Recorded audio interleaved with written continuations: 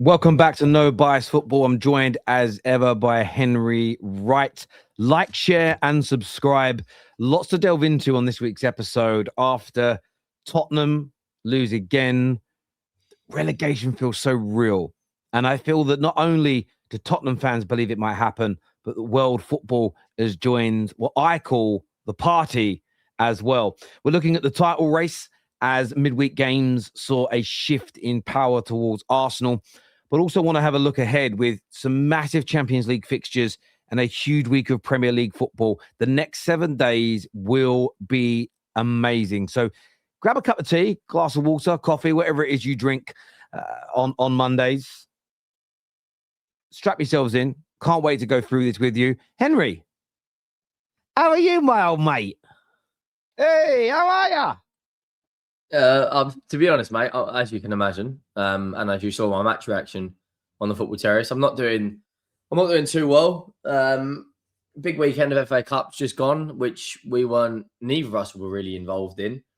And now we've got a massive Champions League game tomorrow night at the Metropolitano Riyadh Stadium. And the last time we went there, our Champions League final was finished inside 45 seconds. So, yeah, as you said, that huge week of football coming up for the title race, for the relegation battle, and for the top four race. And it feels like it's not last season. It was very much the Premier League title was pretty much done this time of year. The relegation was done, and everyone was classing the Premier League as a failed product. Now we've kind of got everything to play for. The title race is heating up. With Villa slipping pretty much out of the top four, top five now in terms of certainty they're going to get it. And the relegation, any of these 6 teams could go down. But other than football, mate, I'm hunky dory. I'm happy as Larry. In the football world, however, it's not too good. I'll be honest with you.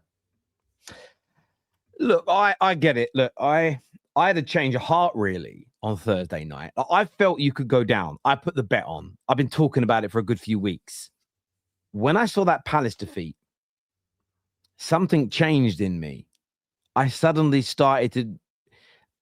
There are a few Chelsea. Few. I'm just reading about Chelsea. There's a few Tottenham fans online that have been disgusting towards me over the years. Some that have threatened to do some horrible things. They didn't do it, thankfully, because that would have been a madness. And there's a few that, a few YouTubers that support Tottenham that talk shit about my platforms and things like that. But you know what? Put all that pettiness aside because they don't impact my life. I don't think about them. Maybe I think about them when Tottenham lose and I'm like, oh, a bit of banter. But I started thinking about Kate, Jimbo, you, Chatty Patty, George, amongst many other Tottenham fans, our members like Jerome and Cal that watch the Football Terrace religiously. And I felt for you guys because there was almost this sort of moment where not only Tottenham fans realized we actually could go down. I think world football joined the party. I haven't watched the clip yet. I'm actually reacting to it later today in some content.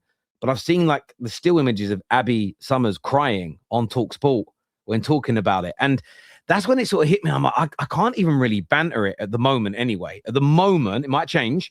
I just feel truly sorry for all of you because it isn't just that you'd be the first English side in the Champions League to be relegated in the same season. You'd be the first club in history to win a major European trophy to be relegated the following season. You'd be only the second team in history to go down whilst being in the Champions League behind Celta Vigo in 2004. You would also, if you get relegated, be the richest, most solvent football club ever by a country mile to get relegated. And on top of that, those are some of the worst pieces of history you could ever create. On top of that, you're never going to be able to chat to another fan base again. Doesn't matter what finals you beat Chelsea in for the League Cup, Man United in for the Europa League. Doesn't matter if in 10 years' time you finish a league place ahead of Arsenal. It doesn't even matter if you win a league title in future. The one thing your fan base will never, ever get rid of is you got relegated at the peak of your financial powers. None of it trumps everything. And what then? The six pillars of the apocalypse for you guys is at the same time, and I'm watching your face while I say this, not my camera, is Arsenal could win the league at the exact same time. It is, Henry. That's what I'm feeling for you guys. That on a footballing level is pain, real pain. And this next few weeks is going to be hard. What do you want to see happen? Let's get to the football. What do you want to see happen midweek? Do you want to see massive rotation and resting players for the Champions League? Or is it a case of we're probably going to go down, so let's absolutely put all our eggs into the Champions League basket? How do you see it? Well, obviously the Premier League's the priority, isn't it? Atletico Madrid are a miles better team than we are. You know, they run at the weekend 3-2 against Real Sociedad. They currently sit third in La Liga. Julian Alvarez is playing well. You've got experienced players like Koke and etc. And we at the moment are in a huge rut. I think at this point we're nowhere near the level of competing in the Champions League, let alone winning it. We may as rest players for the foreseeable. I don't know if you've seen, but Team Talk have put out a number of tweets regarding Sean Dyche. He's heavily linked with Spurs. I'd actually bite your arm off for Sean Dyche right now. That's how, if you, like I said this yesterday on my video, I don't know if you saw it, but for anyone who hasn't, I'll basically repeat it now. If you would have said to me at 2018, 2019, when we was in the Champions League final, that you would lose this final, you would be selling Harry Kane and Son in the next 5 to 6 years, you'd have had Jose Mourinho, Antonio Conte manage your football club, you would have sacked Jose before a final, you'd have brought in Ange Postecoglou, finished 17th and won a Europa League final, and the following year you would have got relegated. That sounds like an episode of EastEnders. That is like up and down, Coronation Street in its prime. The Champions League is obviously very, very important for every team. But right now, the most important thing for Tottenham is staying up. And I think, you know, give it a go against Atletico Madrid. Who knows? We may go out there and get a decent performance and then come have something to beat them at home. But then you look at the quarterfinals. But Lamine Yamal running at Archie Gray. It's curtains, isn't it? Let's be honest. As good as Archie Gray's been recently, it's not gonna end well for us. But we've got to get rid of this manager.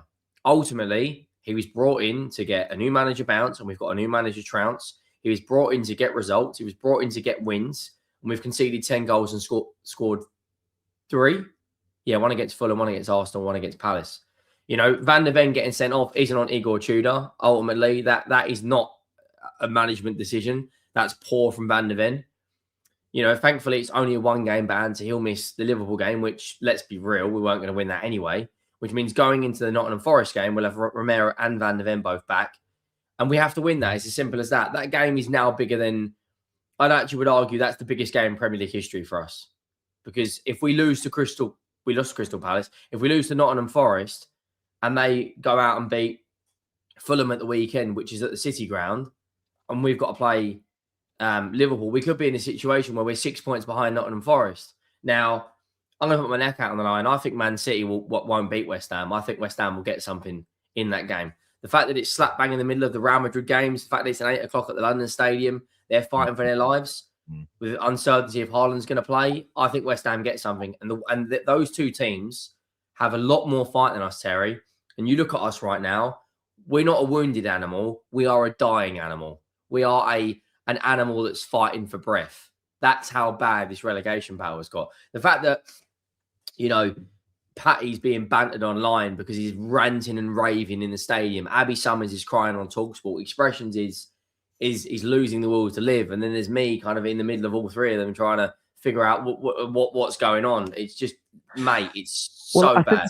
I said this to you yesterday. I mean, imagine your career individually. If Arsenal don't win the trophy either, you're finished.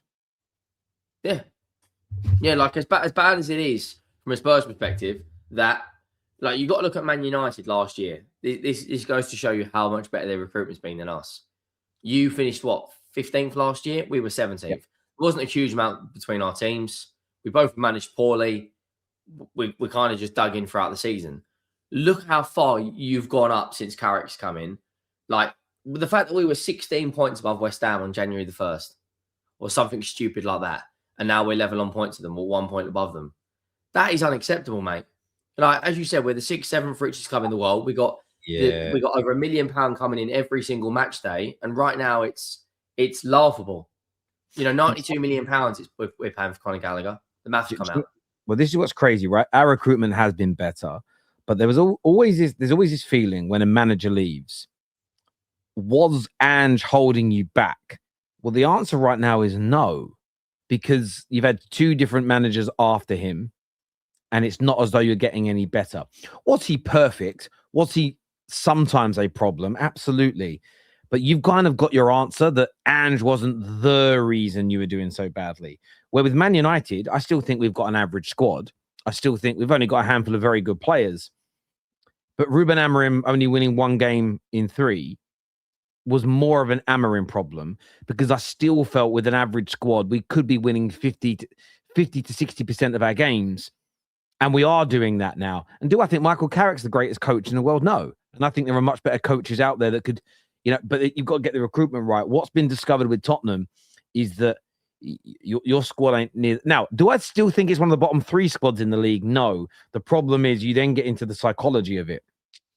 And I don't think your players expected to be in a relegation battle this year. And that's why you're losing it. And I agree with you. I would not be prioritizing the Champions League. I would be using the Champions League as rotation. And I'd be saying to the players all week, survival is absolutely key. The problem that you've got with that, though, and this is the crazy part, I get you, but maybe the opposite works. And I'll tell you as to why. I don't think your players want to be in a relegation battle. I think they have no fight for it. So therefore, you turn around to your main players and say, you're on the bench today against Ati in the Champions League, the world watching, because I'm saving you for the weekend. I think you get more kickback. I think the players go, well, I ain't here for no relegation battle. I want to be in that Champions League game. Downheartens them, bad performance at the weekend. Where if you go, right, you guys are going to play in the Champions League, just try and win it. This gives the fans some joy. I'm not saying rotate for the league game, but if you say to a few players, you're going to play in the league with a chance to fight for a place in the Champions League match, you might then get a bit more push. I everything you've said is logical, and I agree with you on the logical, but I'm trying to look at it from the other side and have some critical thinking. If we're all sitting here, and most Chelsea Spurs fans agree with this, if you think your players don't have the fight for the Champions League, fight for relegation because they don't think they should be there, and it's like, I didn't sign up for this, by making them prioritize the relegation battle, you might push them further down that train of thought where, again, this is whether this will show you whether Tudor's got anything about him. Can you get into that dressing room and psychologically outmaneuver them? Can you make them think a little bit? And I always call it the Rachel effect. And you saw this, if you ever watched Friends, there was a great scene where there was a great little moment of psychological warfare, but in a comedic way, where Rachel thinks she's pregnant. It's Monica and Chandler's wedding. She thinks she's pregnant. And they're all in the bathroom waiting for barring Ross, waiting for this test result. And they keep asking her, do you want the baby or not? She's like, I don't know if I want the baby. I think I'm going to get rid of it. I don't think I do want the baby. No, I can't. I'm not with Ross. She's got this dichotomy in her head. And then Phoebe says, I've got the result. What is it? And she went, you're not pregnant. And then Rachel gets all sad and says, oh, now I know I really wanted the baby. And Phoebe says, well, that's good because it's really positive. You are pregnant. And there was that moment of the disappointment led her to reveal her true feelings, if that made sense. And I almost feel that's always stuck in my head in life. Sometimes, people say you should always tell the truth 100% of the time. Not always. Do you get what I mean? Sometimes there is rationale to be tactful. And I think Tudor's got to be tactful with you. And I'm just wondering, I want to put it out there, food for thought for the viewers. Could it work in Tottenham's favour if they prioritise the Champions League? Could it kick something into gear and make players fight? I mean, you say that and then you get smashed 4-0 with your best team out there. It's not going to help because you're getting out. But look, it's a lose-lose situation, isn't it? Because if we go out and win, I don't think these players will get up for playing against Nottingham Forest and Leeds United. But if we lose, it just adds to what have we played? 11 games since 2026, 1-0, drawn 4. It's crazy. I want to ask you I want to move on to Chelsea. I want to ask you a little bit about Chelsea. What did you make of all the fallout and meltdown and tears about the red card that Wrexham got and the offside goal that was disallowed? What did you make of all of that? It's weird. It's the guy that got sent off is my wife's friend. So they went to the same school. Not that sort of friend. Friend, okay. Friend. Yeah, he's literally from the same sort of area. And when he was playing, I was obviously watching him. Obviously, hope he does well. And then he goes and gets sent off, and I was like, "Oh, mate." In terms of the meltdown, like I don't really know what Chelsea are because they since Rossini's come in, they've won a lot of games. You know, they've only lost to Arsenal in the 3 games that they've played against Arsenal. They've lost all 3, but they haven't lost any other games since then, have they? They've done extremely well. You know, they beat Charlton, they lost to Arsenal, they beat Brentford, Palace, went out to Napoli, beat West Ham. But it just seems like they've drawn probably too many games than they should have. But it's so divided, their fan base. The red card, look, and the offside goal, I thought was, I mean, look, I mean, the VAR at the moment is so inconsistent. The goal that Wrexham had was offside. The red card, you know, it's not the best of challenges, but I did think Wrexham, even when they went down to 10 men, they had big chances, had huge chances. And you can't, like, from Chelsea's perspective, to concede 19 shots, 5 shots on target and 2 big chances, and to concede, you know, higher XG against Wrexham, that is a little bit of a concern. I mean, you can talk about the 11. You can say, okay, maybe they didn't have their strongest back line because Buddy Shield started and Sarr started, and there was no, you know, Cucurella in the 11, and they had to bring on João Pedro again. But I would be slightly concerned if I was a Chelsea fan going into their run of games they've got now. Ultimately, they did extremely well against Aston Villa. You know, João Pedro, I remember having the debate on the Football Terrace with Tom Little saying he is going to be a really, really good signing for them. And he was saying I was talking nonsense. But between now and the 18th of April, when they play United, City, PSG, Chelsea, play PSG home and away, and Newcastle, I think they're going to lose quite a few games there. And I personally don't think they'll get top 4. They'll maybe get 5th. But I just think you're stronger with the fact that you've got to play less games, and the fact that Liverpool, I think they're stronger as well. But the Wrexham game was interesting because they showed character to come back into the game. But it's just not the best performance, is it? When you look back on that, if you didn't watch the game and you looked at the stats, you would have thought, okay, Chelsea got away on there. But obviously on the eye test, win's a win. For me, right, I on the VAR stuff, I spoke about this yesterday, and I'm going to back Chelsea on this. But I'm also going to back a group of people that keep sending me illegal letters, and that's the PGMOL. I advocate for them to be consistent. What I don't advocate for is for fans to dictate what the rules are going to be. And I feel like we get into a lot of these debates when it comes to VAR. And sometimes they're stupid debates. And people go, oh, I don't think that's a red card.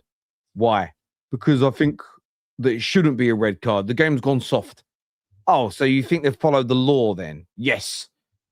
I don't listen to those people. I'm not really that interested in debates about whether you like the laws or not. What I want to put pressure on the PGMOL to do is to implement the laws correctly, and then even more importantly, consistently. And they don't do that well enough. For me personally, they don't do that well enough. They're far too inconsistent with it. So, for instance, we've seen Isak have his leg broke by Van der Ven. No punishment for Van der Ven for breaking his leg, even though it was a lunge, it was out of control, and he broke his leg. And the rationale they gave wasn't because the shot was on target and the shot went in, is they said it's a natural coming together in a high risk moment. I think that's the word they use, a high risk moment, or there may be some word. In fact, I'll search what the wording was. Van der Ven challenge on Isak PGMOL. Let's see what they said. They said something along those lines. And it's annoying because I'm probably not going to be able to find it now. But they gave a rationale and a reasoning, because I did a video on this, and the wording was really, really interesting. The way they spoke on it. Let me put Howard Webb's name in, because it's key, because it'll bring to life what I'm talking about when this is being spoken about. And I do apologize, ladies and gentlemen, for this, but I can't find the wording again now. I can't find the wording for it, but as I say, they defended it and basically said it's like a high risk moment. It's a natural coming together because it's acceptable for a defender to lunge in that way, in that moment, to block a shot. I don't agree with it, because I think, well, hang on, if you catch someone late and break their leg just because you're trying to stop a goal, why does that make it less dangerous than if someone's trying to stop a pass in the middle of the park? It doesn't make sense, but it's the law, right? We've then seen the same type of foul on Phil Foden this year, Newcastle versus City, not given. Cool. It's consistent. We saw the other day, Rodri had a shot and the lunging leg. No foul. Why? Because it's that same high-risk obtain moment. Cool. I don't like the law, but I can accept the fact they're never given us penalties. Other than when Maguire did it against Raul Jimenez. Jimenez gets the shot off. It's actually Jimenez's foot after his shot's coming down that stands on Maguire's leg, not Maguire hitting his leg and breaking it. The defender standing on Maguire's leg and the penalty was given. In that moment, that rationale was discarded. That's what I challenge because I feel what you're now doing is you're going against what you've said. In this, go back to Wrexham Chelsea because I want to use that as an example to bring it to life. It's an offside goal, so it shouldn't be allowed. And it is without doubt a red card challenge. Yes, he barely touches him, but there is a difference. If you watch Dorgu and Dalot does clip him at the front, but Dalot stops himself, if this makes sense. Dalot doesn't go through him. If you watch the Wrexham player, was it Dodson? Was Dodson his name? Yeah, Dobson, yeah. He only marginally touches Garnacho, but he slides through him. You have to give it as a red card because you have to tell the players you can't make tackles like that. Had he connected fully, that is a leg breaker. If he makes that type of contact, but he stops and his leg pulls away and he doesn't slide and follow through, it's only a yellow. It was the correct decision. And what I've seen from people after the game is they're moaning about VAR giving the right decisions because they didn't get the fairy tale ending they wanted. And that's where I look at people and go, you have no credibility when calling the PGMOL out anymore. Because you don't actually care about the right decisions. You care about the right decisions for how you feel and what you want it to be. And that's and as you see this a lot. The amount of times I see people go, "Oh, why did he send the Tottenham player off?" Well, it was a second yellow. Yeah, but he's ruined the derby now. Yeah, but it was a second yellow. He can't not send him off because it's a derby, but then send a different player off later the next weekend because it isn't a derby. We need the laws implemented correctly. That way you maintain the integrity of the game. So I thought it was a disgrace for the way that people spoke afterwards. In terms of Chelsea, I didn't think much of it in terms of Wrexham giving them a good game, Mansfield giving Arsenal a good game. It's the FA Cup. I loved it. We need more of this. The pitches were a bit crap, especially the Mansfield pitch. The opponents are up for it. There's a bit of there's rotation on both sides, so a slightly weaker team. And by the way, rotation. Fulham rotating is disgusting. Mid-table team. Not in a title race, not in Europe. Zero reason. Arsenal and Chelsea, City rotating when they're fighting for top four, when they're fighting for Champions Leagues, when they're trying to win the FA Cup. The other two have still got a Carabao Cup final to come. Them rotating makes absolute sense. Doesn't kill the game for me whatsoever. But I just thought Chelsea did what they had to do. It was a hard game for them. They got through it. I still think it shows that there's a lot of investment that needs to go into the squad to get them to that next level. But I was a little bit disappointed with the world. I kind of switched off after the game and went and watched the Newcastle City game. So I didn't really see a lot of these comments about the refereeing until afterwards. And that dampened it a little bit for me. Because it took away from Wrexham's brilliant performance and made it, the refs messed up. They didn't mess up. We call them out for messing up. Then when they get it right, we want to slag them off as well. I mean, what message does that send to the refs? They can't be damned if they do and damned if they don't. And I'm getting really sick and tired of football fans, to be honest with you, that do that. Man United fans do it all the time. Oh, if we make good signings, it's fluky. If we make bad signings, it's because we're shit. If the Athletic write an article saying the players like Carrick, it's Carrick PR. If they're saying that they don't like Carrick, it's that they're telling the truth. So it's like the same outlet can lie and tell the truth depending upon what you want to hear. Fuck off. You either think that outlet's credible or you don't. Stick to it. And I kind of just get so annoyed at this. I'm going to say what makes more sense for my agenda rather than speaking the truth. I think it's really boring, to be honest. Yeah, really. I feel like that's quite common now with a lot more people on, especially within like the football content space. I feel like people hide, like their emotion gets too involved with their agenda rather than actually seeing what's right and wrong.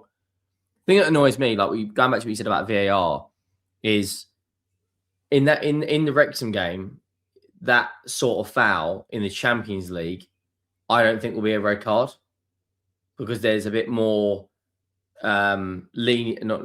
What's the word? Leniency. No, not leniency. It's like the threshold. the threshold, sorry, for like a red card is a lot higher, say, in the Premier League and Champions League than it is in other competitions. Like if you think back to the Inter Milan Arsenal game when there was a penalty given away, the rules are different in certain competitions. So like with the handball situation, but yeah, like it is a red card, but then people are on Dobson, and then people are going out moaning because, as you said, they didn't get the fairy tale ending. Ultimately, the only thing that really matters for Chelsea fans is you're in the next round of the cup. They're in the next round. The draw will be out later. It's going to be an interesting one. On the draw, I don't know, about 6, 7 o'clock, something along those lines. I want to get your view on the quad race, because the quad race is on. I mean, it really, really is. We've never been in this situation ever before where you get to March and 2 teams can win a quad. Impossible. I mean, I don't remember. I know that the final used to be in February for the Carabao Cup, but even then, I don't remember the last time there was a team in it where there was 2 teams that could win a quad. Liverpool were on for the quad 3 years ago, but City were obviously out of the Carabao Cup, so theirs was gone. It was only 1 team. How do you see this going? First of all, a massive win for Arsenal in the week, and City dropping big points, and they've looked a little rattled since, although they were very good against Newcastle.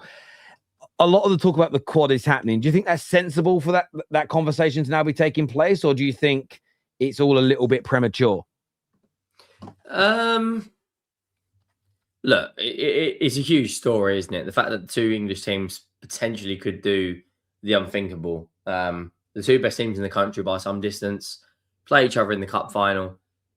If I was an Arsenal or a City fan, I wouldn't really want to be talking about it. You got to essentially take each. I know it's cliche to say because a lot of players say it all the time, but you've got to focus on the next game and you've got to, take each game as it comes. But I do agree with that sort of statement in this moment. Big week of Champions League football coming up.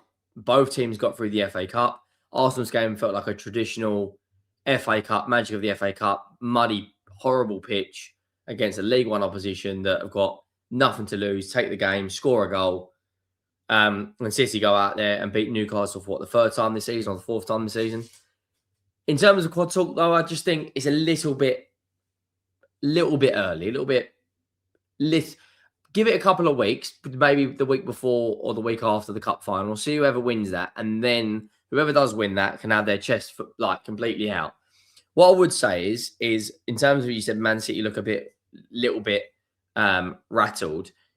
I don't know if you saw the way Guardiola was acting on the touchline during the Newcastle game, throwing his arms about for a situation where it wasn't really a foul, it wasn't really a yellow card. Then you link that with Rodri's come out multiple times and spoken about the PGMOL, spoke about VAR, the referees. It just looks like they're not a complete happy camp behind closed doors. The fact that they are getting more and more wound up about refereeing decisions. Now, I put a video out on Instagram the other day saying that I'm speaking to you about it. And a few of the City guys commented on it saying you're talking nonsense. City have had the rubber the green with a lot of decisions go their way in recent years. This year, however, things aren't necessarily going their way. And because it's not going their way, you're seeing the manager come out and say certain things about, referees, saying then he comes out and blames the fixture congestion, even though Arsenal have got the same amount of fixtures. I don't recall Arteta coming out and moaning. I don't see Chelsea coming out and moaning, etc. It just seems like behind closed doors, they're not completely happy, 100%. Now, of course, they go out there, put a very good performance in against Newcastle. Marmoush, 2 really good goals. The second goal was a joke. And Semenyo as well, he played well. The fact that you can rest Rodri, Gahey, Haaland, you're starting with Cherky and Foden on the bench. It's absolutely obscene. But I just, in terms of quad talk, it's a little bit early for me. But City, I don't know. Do you think City are completely happy? Have you ever seen Guardiola as animated on the touchline? I agree with you. No, I agree with you. Media. They're frustrated. They're rattled. I've spoke about this on the terrace the last couple of days. Pep Guardiola spoke about fixture congestion. He's spoken about injuries stopping you from being able to win the league. He spoke about the referees have got agendas against him. Rodri's called them corrupt. Bernardo Silva has said we're not getting any of the 50-50s anymore. They're rattled. They're rattled on every level. What I find beautiful about it is this amazing contrast and dichotomy and confusing thought that Arsenal's detractors are going through. And as someone who covers fan content and listens and speaks to fans, I'm enjoying this. And it's that Pep saying in one breath, you cannot have an injury and expect to be good in this league. It's so hard. The standard is so high. It's so difficult to win. Yeah. And at the same time, he's talking about agendas and referees and conspiracies and obviously the injuries in themselves and moaning. And it creates a problem for everybody that dislikes Arsenal and everybody that has used the whole don't make excuses, take accountability nonsense. One, well, if we first of all, a lot of people have said if Arsenal win the league, they're winning it in a really crap year. Well, Pep has said it's a really hard year. So are you calling Pep out or are you going to agree with Pep, first and foremost? Secondly, if any Arsenal fan, manager or player in the last 3 years complained about injuries or referees, they were told to shut up, take accountability and move on. So if we now see people pushing the narrative, Arsenal are only winning because the refs are stopping City or because City had injuries, it just blows apart the media narrative and the fan narrative for the last 3 years that those things aren't excuses as to not to win. That's kind of what I'm enjoying from an outsider looking in at these two having this race, is that everything Arsenal have been told to stop moaning about and not focus on for the last few years, everybody's using it as an excuse now as to why Arsenal might win the league from the opposite end. And I think it's a beautiful dichotomy to watch unfold, a dichotomy of thought that is, and watch people's mental gymnastics.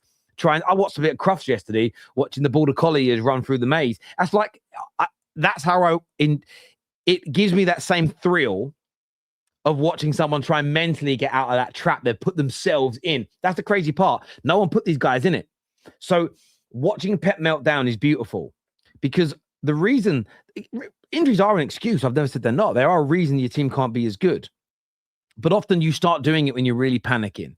And the one thing about Arsenal so far this season is after every you might see Rice on the pitch, look up to the heavens and say, we were fucking shit. But you haven't seen them panic. You're not seeing them lose their minds. You've seen their fans do it a little bit, but the players and the manager have been like focus, surgical precision focus in their minds. Where with Pep, everything's moan. Players moan. And I think City are hanging on by a thread. They said it themselves when they beat Liverpool. If they didn't win that game, they'd have conceded the title to Arsenal, which at the time was worrying, which is why I never bought into this idea that Arsenal dropping points is the end for them, because this is a team that, because of one win, decided they were still in the title race. If you're in a relationship, if you and your missus, and touching wood, this never happens to you two, if it's like, look, the next argument ends a relationship, well, just end it anyway, because you can't live your life going one more disagreement over whether we watch Corey or EastEnders ends the marriage. You end the marriage there and then. And if City really are one bad defeat away from it all being over, well, it's already over, because playing with that pressure is crazy. Playing with that pressure when you're not as good as you used to be. This isn't the Pep teams from a few years ago. They are crumbling a bit. I don't think they'll win the quad. I don't think Arsenal are going to win the quad either, by the way. I do agree with you on that. But Pep looks stressed to hell. Looks so stressed. He's moaning about the fixtures. But hang on. Your fixtures are exactly the same as Arsenal's. You're both going for a quad. You're both playing exactly the same amount of games. And in fact, up until now, Arsenal have played one more than you. They played their game in hand. They played one extra game. And I don't want to hear about Club World Cup. You didn't need to go. You went for the 50 million, potential 100 million pounds prize money. So you don't get that as an excuse. You chose to do that. You absolutely agreed to do it. I don't want to hear any nonsense about that. It's one of the reasons you've been able to buy more players is the money it brought in. Stop. And they are absolutely rattled at the moment. And but what I will say on a positive for City is that from the 20th minute onwards against Newcastle was the best I've seen them play in 2 years. Sensational they were. Sensational. So, yeah. The thing is, that was without all their star players. Like no Rodri, Haaland, Gahey, Vardial, Ain't Nuri, Foden, Cherky. None of those players in the 11. With two more out-and-out wingers in Savinho and Doku, Marmoush playing in the 9, they looked a bit more fluid. Now, I'm not saying that's the answer to City's problems to start Marmoush going forward, but it almost feels a little bit when Haaland plays, it's kind of like a system built to literally create chances for him. Whereas Marmoush, he's a workhorse, isn't he? He gets up and down. His energy level, he's like a Duracell battery. He just doesn't seem to run out. You're doing absolutely brilliantly. How do you feel City and Arsenal will get on this week in the Champions League? I think Madrid are going to knock City out of the Champions League. Oh. Yeah. I've got a feeling. Right, Real Madrid. I know they've got no Vinny and they've got no Mbappe and they've got no Bellingham tomorrow night. But Vinny Jr. has played his best football when Mbappe's been out the side. Now, I could be completely wrong. City could quite easily go and destroy Madrid. But I just think if they ever won or a 2-goal lead going back to the Etihad, the fact that City had that late kickoff in between both the games, I think that is a massive, massive banana skin. I don't think City will win all three. Absolutely no way. If they lose, here's my prediction. I think Madrid will win Wednesday night. I think they'll draw against West Ham, and I think City will beat them at the Etihad. But I think Real Madrid will go through on obviously more goals. So if you're right, this next 10 to 14 days basically ends City's season in terms of the two big competitions, because I think if they drop points to West Ham and Arsenal win, that will put the gap. Let's say they draw, that would make the gap 9 points with 8 games to go. And if they're out of the Champions League, obviously they can't win it. So you think this is basically it for City this week? Yeah, I think this is the biggest week in the biggest 10 days or so in the title race, because Arsenal play Everton, and Everton have got the 4th best away record in the league. They don't like playing at the Hill Dickinson Stadium. When they play away, Pickford's making worldy saves against Newcastle. They beat Man United away. They've looked very, very good. That's a big game for Arsenal. But the fact that Arsenal have got more recovery time, like simple things like the fact that City have to play at 8 o'clock on the Saturday night. The thing like Arsenal played at midday on Saturday just gone. City again played at 8 o'clock at night. That West Ham game, the way West Ham are playing, I think West Ham will get a draw there. We may even see a West Ham win, because they are very, very unpredictable at the moment. I know they lost 5-2 to Liverpool, but when you actually look at the way they played, they didn't deserve to lose 5-2. They took some of their chances. Ultimately, Liverpool just finished theirs. But they beat Fulham away. They drew with Bournemouth. They beat us away. They narrowly lost to Chelsea, which was like 94th minute winner, something stupid like that. They drew with Man United. They beat Burnley and Burton, and beat Sunderland in there. I think they got 1 defeat in their last 8 games.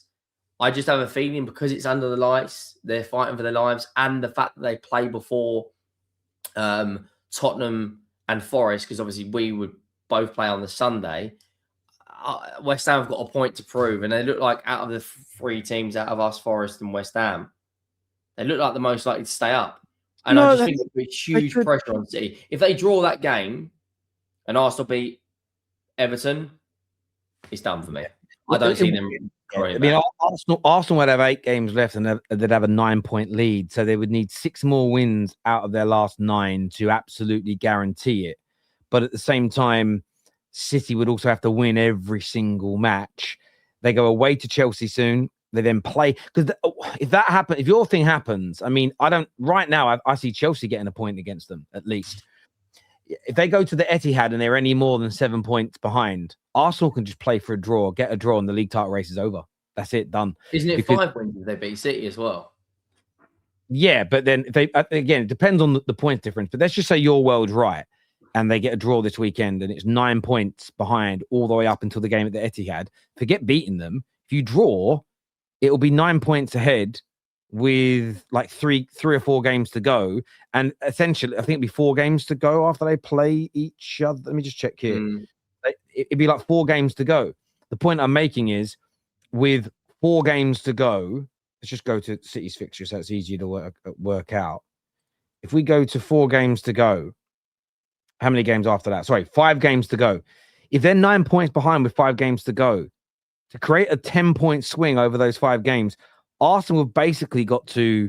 They have to lose 4 matches. They're not losing 4, and Arsenal the last 43. But exactly. I mean, you just got to look at the probability of Arsenal getting that result, being 9 points clear with 5 games to go, and saying, right, Arsenal then are going to lose 3 or 4 matches of that, and Arsenal and City are going to win them all. And if you then look at Arsenal's games after that point, after the City game, they played Newcastle at home, Fulham at home, away to West Ham, at home to Burnley, and away to Crystal Palace. Like, for me right now, they are going to beat Fulham at home, and they're going to beat Burnley at home. I feel like those two are almost guaranteed. So they say they're 9 points ahead. If they draw at Man City, they win those 2 games. That means there's only 9 other points available. It means they'd have to lose those 3 games and City win all those 3 games. So I just don't see. And all they've got to do, Arsenal then would need 2 wins and a draw to win the league in the last 5 games. And they're going to do that. So City just cannot lose any more points between now and that game if Arsenal are winning. And then they have to, and even if they beat them, Arsenal still have it in their hands. So that pressure's getting to them. And look, I don't think Arsenal are going to do the quad. I think a lot of people are talking about it. And I would, even if they win the Carabao Cup next weekend, Sunday week, I would still refrain from talking about it. I would still push back and say, let's stop this conversation now. But there's always a chance. Look, viewers, give us your thoughts. Which English teams are winning this week in the Champions League? Let us know in the comment section below. Henry, always a pleasure, mate, to sit here and speak football with you. Everyone who's tuned in, thank you. Take care. Goodbye. God bless. And we're going to see you all soon. Peace.